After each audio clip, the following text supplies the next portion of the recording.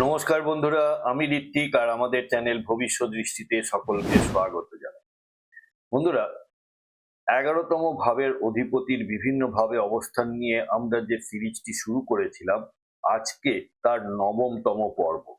আর আমরা আজকে আলোচনা করব 11তম ভাবের অধিপতি 9ম ভাবে অবস্থান করলে জাতক বা জাতিকা কি ধরনের ফলাফল লাভ করে থাকে।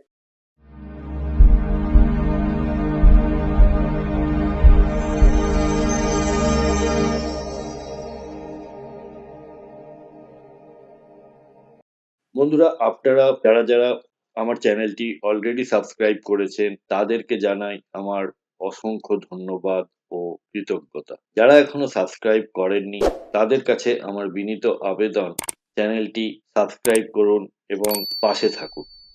বন্ধুরা, 11তম ভাব বলতে আমরা মূলত বুঝি লাভ ও আয়, ইচ্ছা পূরণ। আপনার যে কোনো রকমের যে ইচ্ছা রয়েছে সেই ইচ্ছা পূরণ হবে কি না হবে সেটা আমরা 11তম ভাব থেকে দেখে থাকি।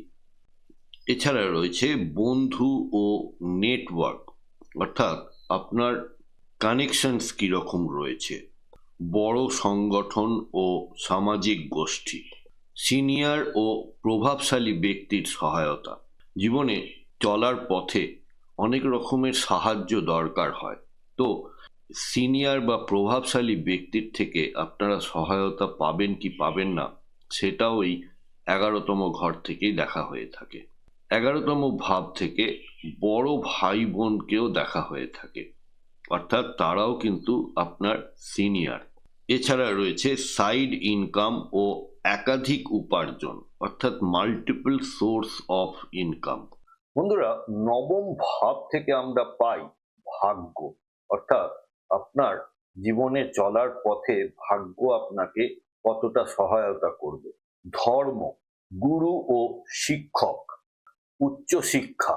4th হাউস থেকে আমরা পেয়েছিলাম বেসিক এডুকেশন, অর্থাৎ আপ টু গ্র্যাজুয়েশন লেভেল। আর আফটার গ্র্যাজুয়েশন বা পোস্ট গ্র্যাজুয়েশন যে শিক্ষা, সেটি আমরা 9ম ভাব থেকে পাই।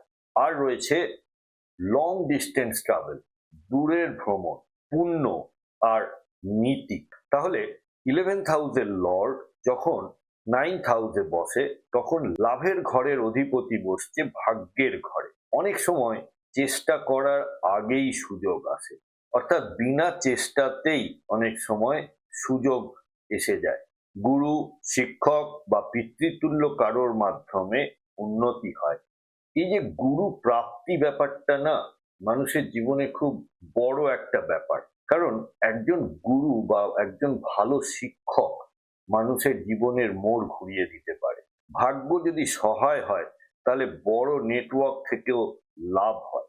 শুভ প্রভাবগুলির মধ্যে ভাগ্য সহায় হয়, বিদেশ বা দূর ভ্রমণে লাভ হয়, শিক্ষাক্ষেত্রে উন্নতি, ধর্মীয় বা আধ্যাত্মিক প্রতিষ্ঠানের মাধ্যমে আয় হয়, প্রভাবশালী মানুষের সাপোর্ট থাকে, আর আমাদের উইশ ফুলফিলমেন্ট অর্থাৎ ইচ্ছা পূরণ খুব তাড়াতাড়ি হয়। আর অশুভ প্রভাবগুলির মধ্যে ভাগ্যের ওপরে অতিরিক্ত নির্ভরতা, গুরুর সঙ্গে মতবিরোধ, ধর্ম বা নীতি নিয়ে দ্বন্দ্ব, সুযোগ এলেও তাকে কাজে লাগাতে সময় লেগে যায়।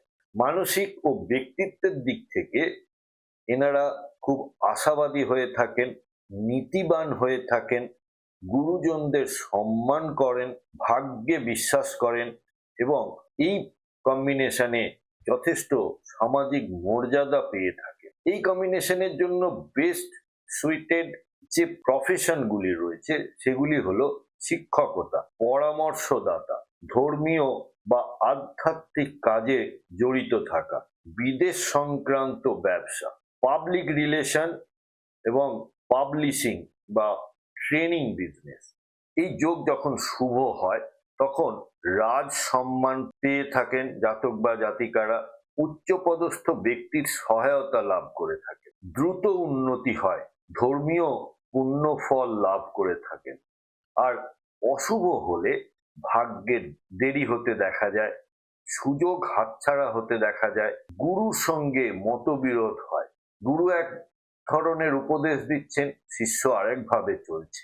আইনগত সমস্যায় জড়িয়ে পড়তে দেখা যায়। প্রতিকার বা উপদেশ হিসেবে আপনাদেরকে বলি যে গুরুজনদের সম্মান করুন, পিতার আশীর্বাদ নিন, ধর্মীয় কাজে দান করুন, আপনার জন্য শুভ হবে। ভাগ্যের উপর নির্ভর না করে কাজ করুন, নিয়মিত জ্ঞান চর্চা করুন, অর্থাৎ নতুন কিছু শেখা, নতুন জ্ঞানের প্রতি আকৃষ্ট হন।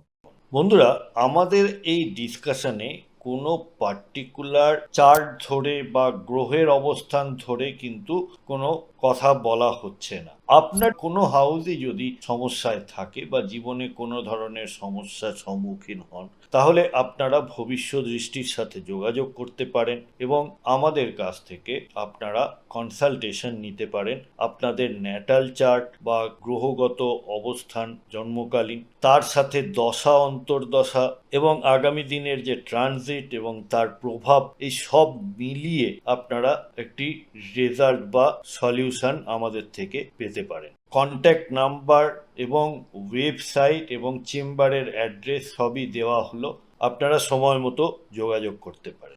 তাই শেষ করার আগে আরেকবার, এই অবস্থান ভাগ্যের মাধ্যমে লাভ এনে দেয়। সঠিক গাইডেন্স পেলে বড় উন্নতি সম্ভব। পুণ্য ও নীতি বজায় রাখলে সাফল্য স্থায়ী হয়। বন্ধুরা, প্রতিবেদনটি কেমন লাগলো আমাকে অবশ্যই লিখে জানাবেন কমেন্ট বক্সের মাধ্যমে। যদি ভালো লেগে থাকে তাহলে একটি লাইক করবেন আর আত্মীয় স্বজন বন্ধু বান্ধবের সাথে শেয়ার করতে ভুলবেন না। আজকের পর্ব এখানেই শেষ করছি। সাথে থাকার জন্য অনেক ধন্যবাদ।